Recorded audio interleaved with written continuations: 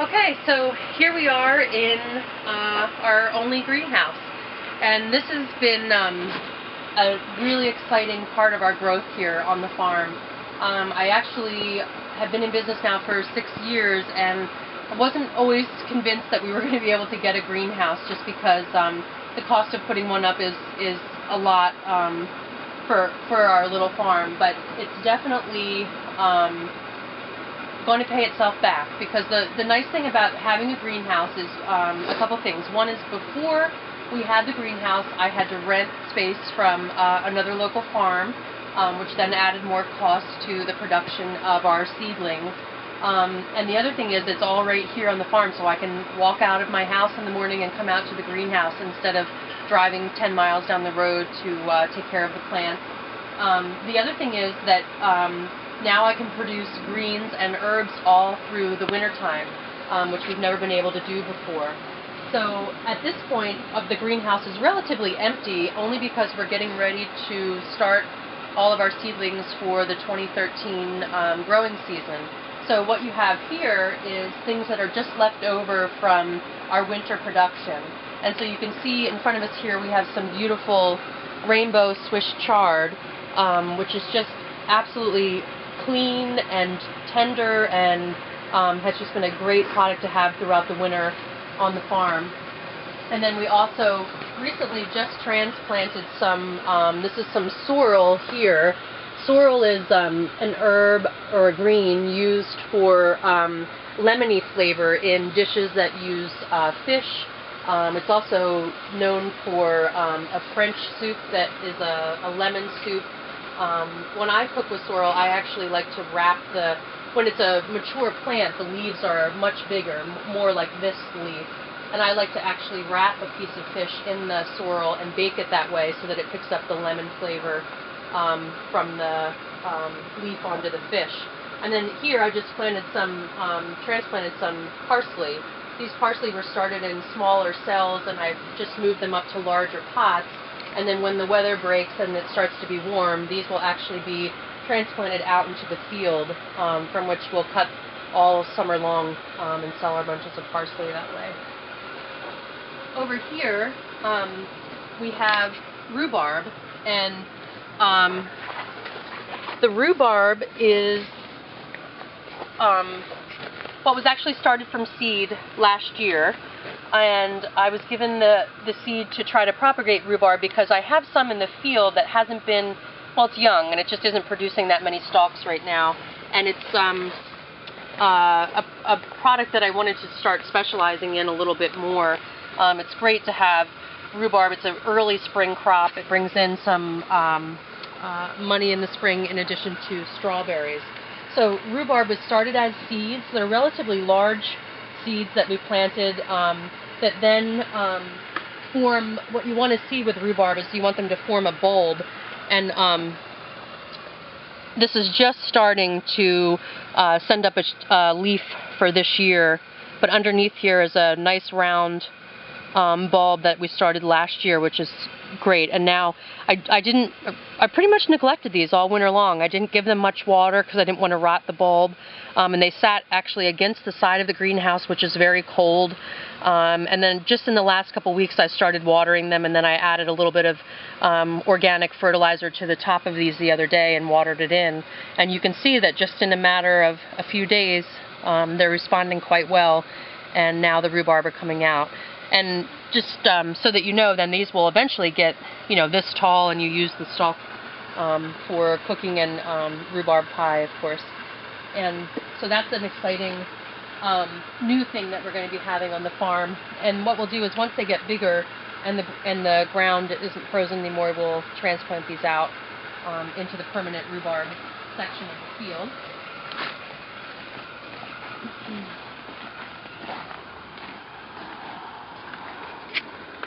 Right here we have peas that I started. The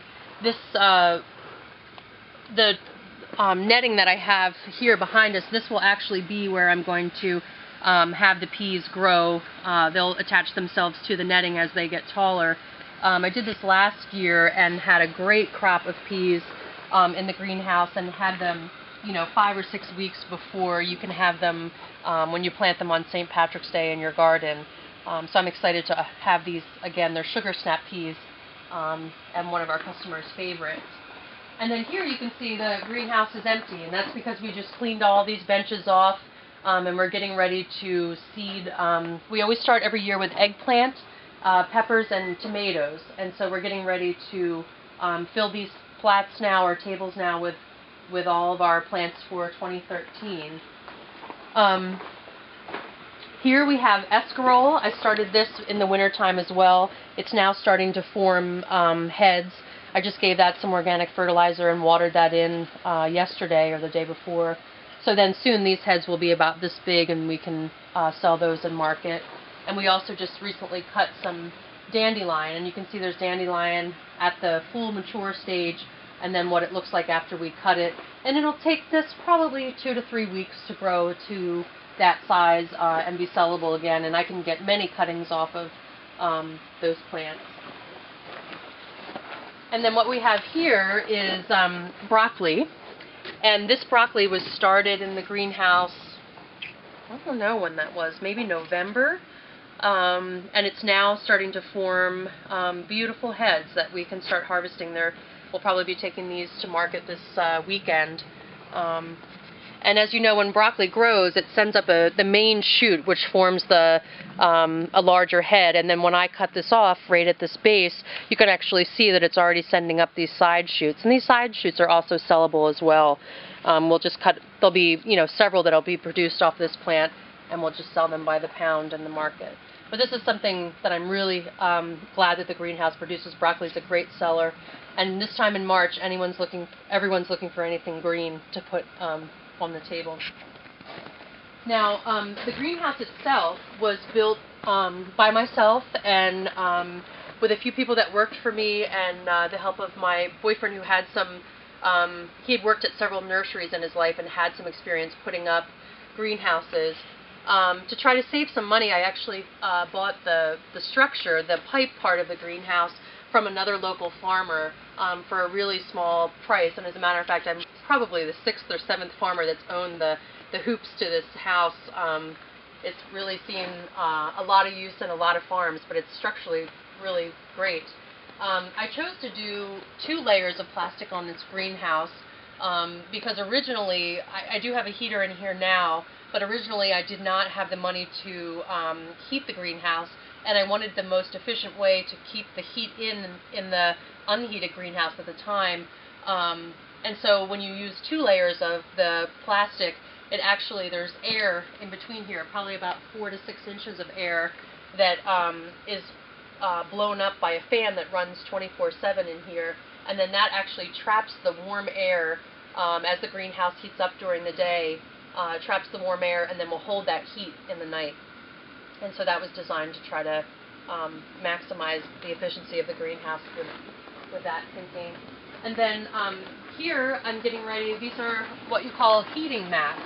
And so those of you that are gardeners understand how important it is that for good germination you have to keep the temperature very consistent with your young seedlings. And so tomato and eggplant and peppers that we'll be seeding on here shortly, these mats will keep them at about 75 degrees all the time.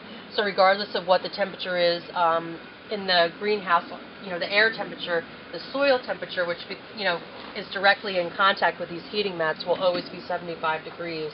That just ensures a steady germination rate, and how you know what the temperature is that this is actually a thermometer that will go right into the soil, and just imagine a tray here with the seeds in it, and then this will trigger the thermostat right here to come on or off to maintain the 75 degrees. A lot of farmers use these heating mats to get their seedlings started. I actually wish I had about 10 more of these, but what we do is as soon as we see the heating mat, as soon as we see the seedlings break through the surface, we can pretty much remove them from the heating mats and get the next group going, and we just kind of keep rotating it that way until all of our seedlings are started, or until the temperature of the greenhouse is just maintaining 75 degrees. And so then this is again more parsley and some sorrel. And then you can see here, this is a new stove that we're using to heat the greenhouse. So I was worried about sustainability, and I was worried about the high cost of fuel. So a lot of greenhouses use propane as a heating source, and I just wasn't comfortable with that. I think it's expensive, and I think that I don't know, the safety, I don't know, I'm kind of funny. I guess the safety of working with propane wasn't my favorite. I know, I'm sure it's very safe. For me, I wanted to use a wood pellet stove, and there was a couple of reasons behind that. One is that I can buy wood pellets at a much cheaper price than I could buy propane or other sources of fuel. And then I was concerned about the high level of humidity in this greenhouse, because one of the things we need to do on the outside of the greenhouse is find a way to move the water away from this greenhouse so that the cold water, after it rains or after there's a snow, it keeps running underneath this greenhouse and affecting the temperature, and also keeping it quite wet on the floor. And that's, wetness and humidity is a part of having a greenhouse, but it's also a problem in a greenhouse because it can encourage the growth of fungus and bacteria that you don't want. And so I was actually hoping that with having a wood stove or a pellet stove in here, it would help decrease the humidity and add a nice dry heat as a source for heat in the greenhouse, and maybe reduce some of the fungus issues that might arise.